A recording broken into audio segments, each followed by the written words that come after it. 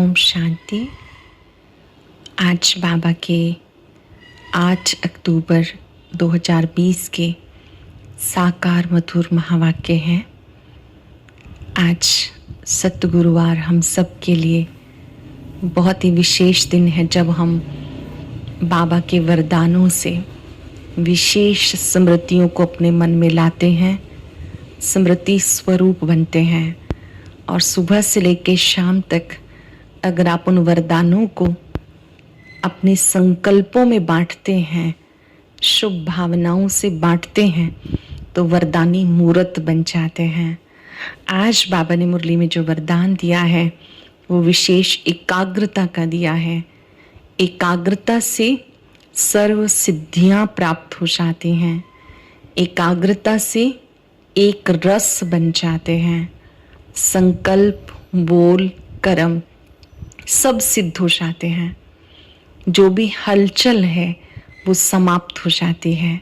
आज बाबा ने एकांतवासी बनने के लिए खास कहा कि इस एकाग्रता के अभ्यास को बढ़ाना है तो एकांतवासी बने। योगियों के लिए एकांत वरदान होता है। एक एक मिनट भी आप अपनी एकाग्रता को बढ़ाते जाएं। बाबा के स्वरूप पर एकाग्रता, स्वयं के स्वरूप पर एकाग्रता। जितना जितना हम एकाग्रता को बढ़ाते हैं, हलचल समाप्त हो जाती है। साथ साथ बाबा ने कहा कि बाबा बहुत रुचि से बच्चों को पढ़ाते हैं, तो बच्चों का भी फर्ज है अटेंशन से पढ़ना, रुचि से पढ़ना, खुशी से पढ़ना। पूछ लेंगे हम अपने आप से कि हम इस पढ़ाई को खुशी से पढ़ते हैं, रुचि से पढ़ते हैं या मजबूरी से पढ़ते हैं। अगर हम खुशी से पढ़ेंगे तो हम कभी थकेंगे नहीं, बल्कि और ही सुख का अनुभव होगा, अतीन्द्रिय सुख मिलता रहेगा। बाबा ने कहा वहाँ तो बाप अलग, टीचर अलग होता है, सतगुरु अलग होता है। यहाँ तो बाबा बाप भी है, टीचर भी है, सतगुरु भी है। तो बाबा स्वयं पढ़ाने आते हैं, इसके आप बच्चों को बहुत खुशी होनी चाहिए। बाबा ने ही आके राज खोला, हम सो हम ही देवता थे, हमें फिर से बनना है। बाबा ने कहा इस खुशी में रहो कि बाबा जो पढ़ाई पढ़ा रहे हैं इसमें दिव्य गुणों को धारण कर हमें देवता बनना है। एक बहुत ही इम्पोर्टेंट और व्यवहारिक बात आज बाबा ने कहा कि अपनी गलती को बार बार सोचते रहना, ये दाग पे दाग लगाना है। कोई गलती हो गई तो उससे पाठ सीखो, बीती को बिंदु लगाओ, छोड़ दो। बार बार उसे याद करके वर्तमान को खराब नहीं करना है।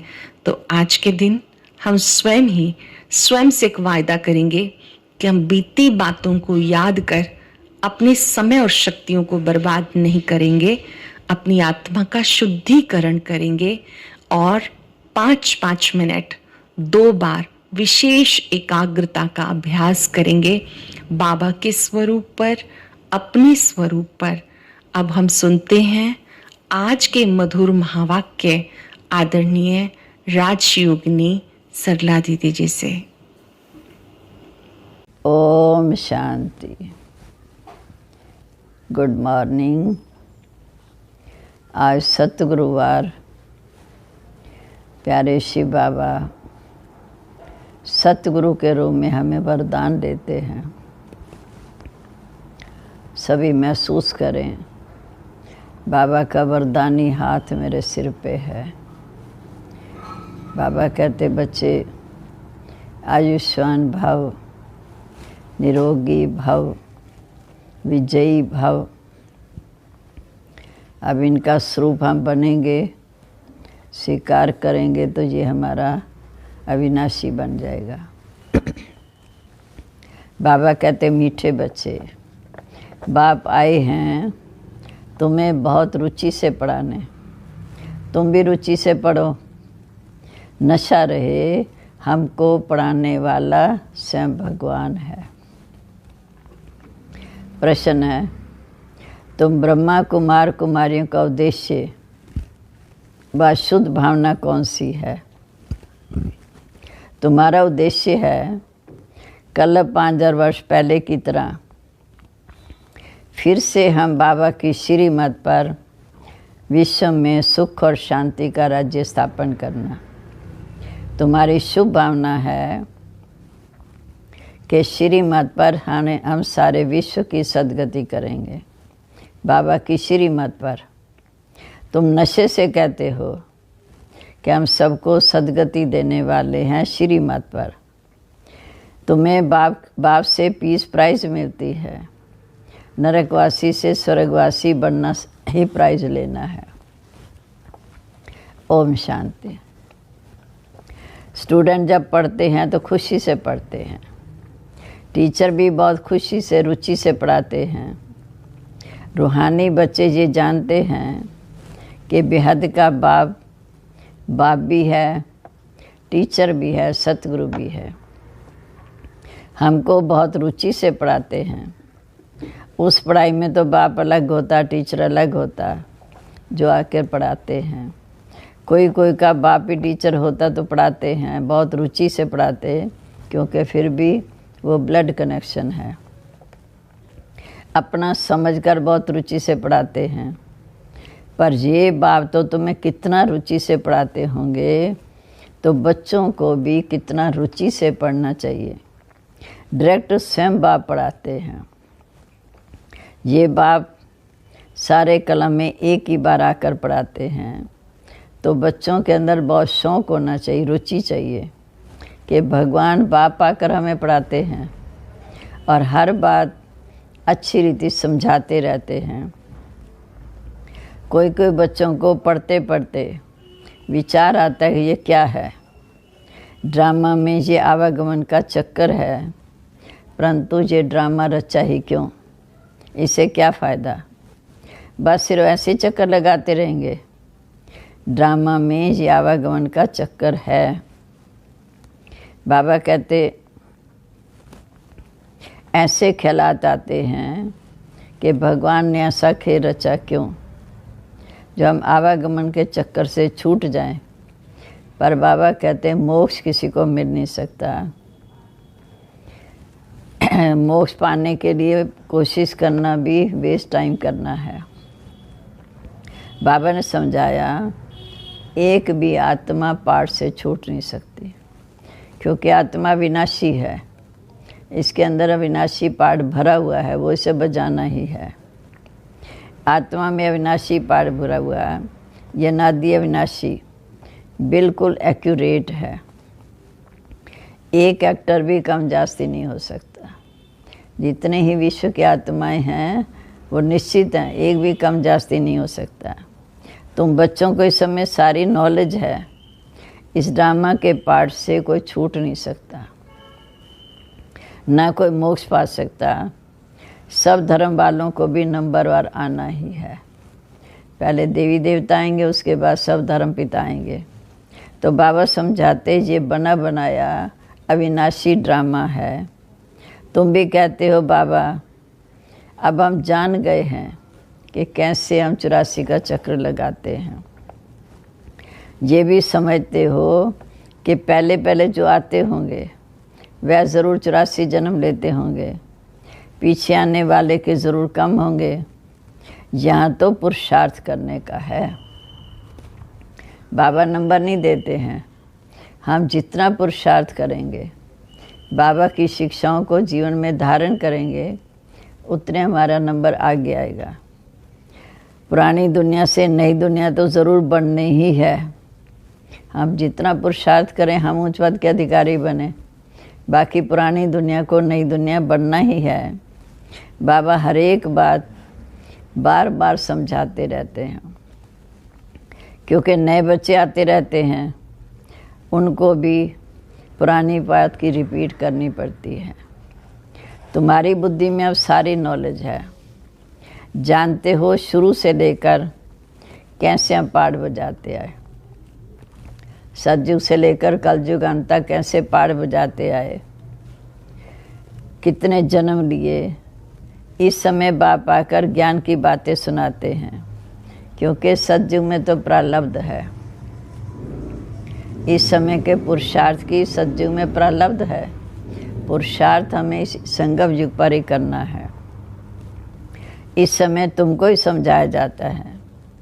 गीता में भी शुरू से भी अंत समय भी ये आता है, मन मना भाव। पढ़ाया जाता है स्टेटस पाने के लिए। तुम राजा बनने के लिए पुरुषार्थ करते हो ना। और धर्म वालों को तो समझाया कि वह नंबरवार आते हैं। धर्म स्थापक के पिछाड़ी सबको आना पड़ता है। यहाँ रजाई की बात नहीं है। धर्म पिता आते हैं, उस धर्म की आत्मा उनके पिछाड़ी परम धाम से आती हैं। ये रजाई स्थापना की बात नहीं है। बाबा तो आकर हमें पढ़ाकर लायक बनाकर नई दुनिया के विश्व का मालिक अर्थात रजाई के लायक बनाते हैं। एक ही गीता शास्त्र है जिसकी बहुत महिमा है। भारत में ही बाप आकर सुनाते हैं और सबकी सदगति करते हैं। वास्तव में सबका तीर्थ स्थान ये भारत है, जहाँ बेहद के बाप आते हैं। बाप ने भारत में आकर सर्व की सदगति की है। बाप कहते मीठे बच्चे, मुझे लिबरेटर भी कहते हैं, गाइड भी कहते हैं। घर जाने का रास्ता भी बताते और हमें दुखों से छुड़ाते भी हैं। हम तुमको इस पुरानी दुनिया, दुख की दुनिया से लिबरेट कर शांति धाम सुख धाम में ले जाते हैं। बच्चे जानते हैं बाबा में शांति धाम सुख धाम में ले जाएंगे, बाकी सब शांति धाम में जाएंगे। जिन्होंने बाप को पहचाना है, पुरुषार्थ कर रहे हैं, वह तो सुख धाम में आकर राज करेंगे, बाकी सब शांति धाम में जाएंगे। बाबा कहते बाप तो जन्म मरण के चक्कर में आते नहीं हैं। हम बच्चे तो जन्म मरण के चक्कर में आते हैं। उनका तो शरीर ही नहीं। और सतयुग में ये ज्ञान भक्ति की बातें होती नहीं, ना ज्ञान की बातें होती, ना भक्ति की बातें होती। सतयुग में तो एकदम नया जीवन है, ना पिछला याद ना अगला याद। ये सब अभी चलती हैं और सब भक्ति सिखाते हैं। आधा कल्प है भक्ति, फिर आधा कल्प के बाद बाप आकर ज्ञान का वर्षा देते। ज्ञान कोई वहाँ साथ नहीं चलता है, वहाँ तो बाप को याद करने की दरकार भी नहीं। सतयुग में ये ज्ञान नहीं होगा। सतयुग में तो सिर्फ निश्चिंत अवस्था में हम राज करेंगे। यहाँ तो हमें सब कुछ याद है। तो बाबा कहते भक्ति भी पहले अवे बिचारी फिर वह बिचारी। भक्ति मार्ग शुरू होता है तो सबसे पहले सोमनाथ का मंदिर बनता, उसकी भक्ति होती, फिर देवी देवताओं की होती। फिर देखो तो आज हर जगह चौराहे की भी भक्ति कर रहे हैं, देवी देवताओं की भी कर रहे हैं, देवधारियों की भी कर रहे हैं। तो पहले भक्ति अवे बिचारी फिर वह बिचारी। तो बाबा कहते इस समय सतयुग में तो 100% सुख शांति होगी। आत्मा जाकर पहले अपने घर विश्राम पाएगी। ये बातें समझने और समझाने में बड़ी सहज है। बाबा कहते मैं आता ही तब हूँ जब नई दुनिया की स्थापना का कार्य और पुरानी दुनिया के विनाश का कार्य होना है। इतना कार्य सिर्फ एक बाप तो नहीं करेंगे ना। बाप को भी सहयोगी आत्माएं चाहिए, खिदमतगार बहुत चाहिए। सारे विश्व का कल्याण करना है तो इस समय बाप को भी सेवाधारी अपने साथी चाहिए। इस समय तुम बाप के खिदमतगार बच्चे बने हो। भारत की खास सच्ची सेवा करते हो। सच्चा बाप सच्ची सेवा करना सिखाते हैं, जिससे अपना भी, भारत का भी और सारे विश्व का कल्याण करते हो। तो कितनी रुचि से इस पढ़ाई को समझकर रुचि से सेवा करनी है। बाबा कितनी रुचि से सबकी सदगति करते हैं। अभी भी सर्व की सदगति होनी ज़रूर है, ये हमें शुभ भावना है। सबकी सदगति तो होनी है। हमारे अंदर ये शुभ भावना है कि सभी अच्छा पुरुषार्थ करके उच्च पद की प्राप्ति करें। तुम सच्चे सच्चे सेवाधारी हो, परंतु हो गुप्त। आत्मा कहती है शरीर द्वारा। तुमसे बहुत पूछते हैं कि बीके का उद्देश्य क्या है।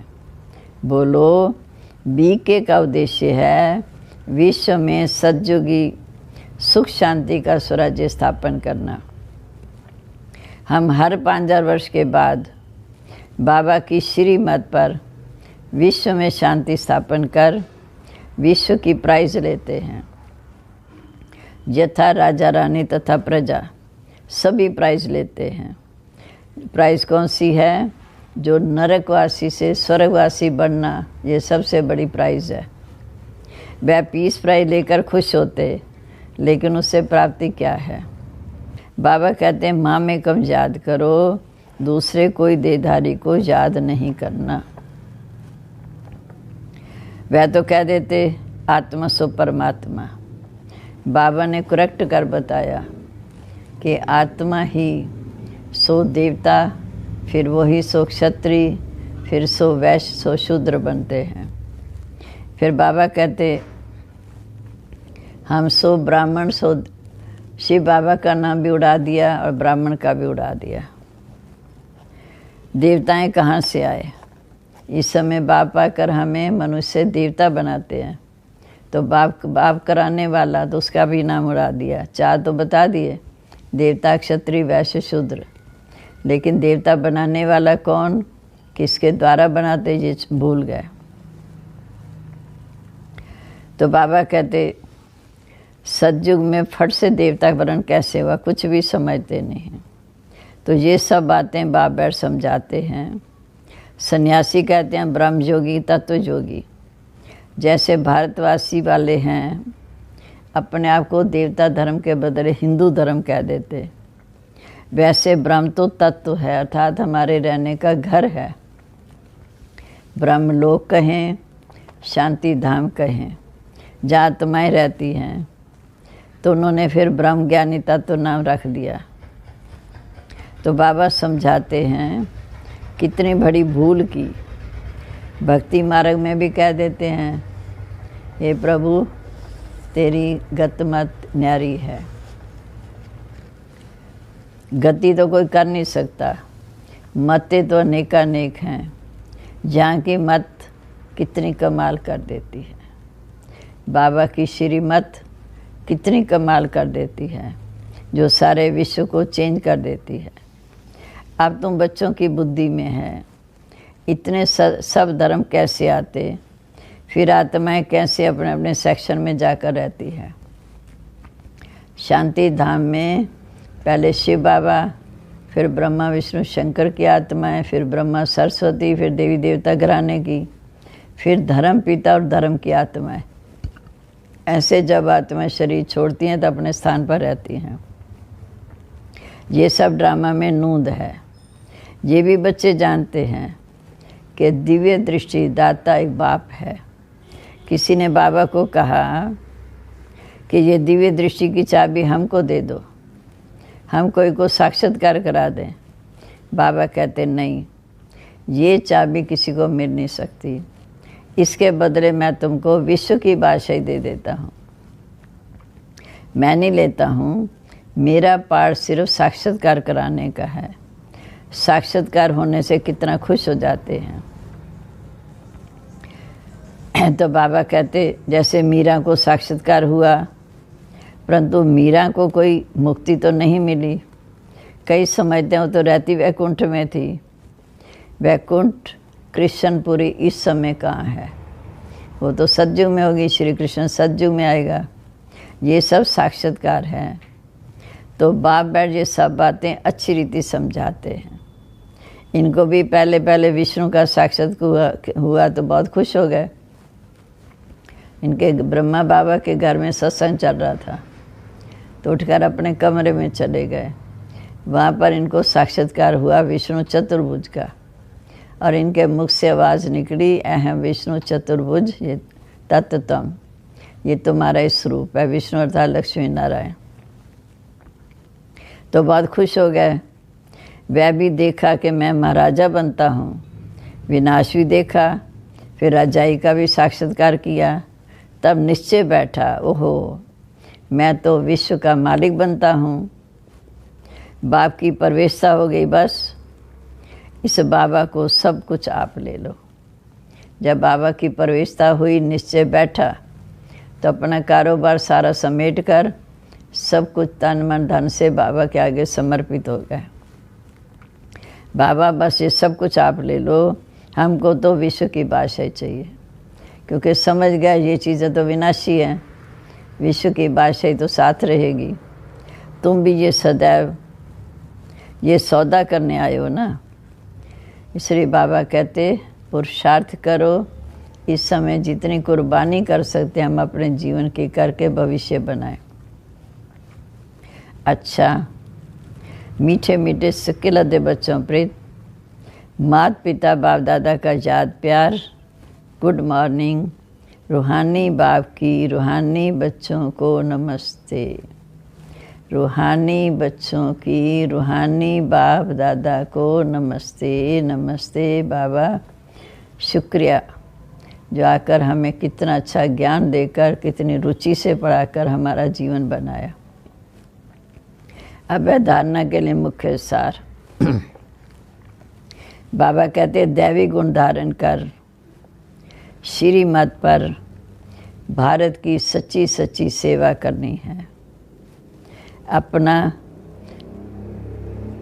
भारत का और सारे विश्व का कल्याण बहुत रुचि से करना है।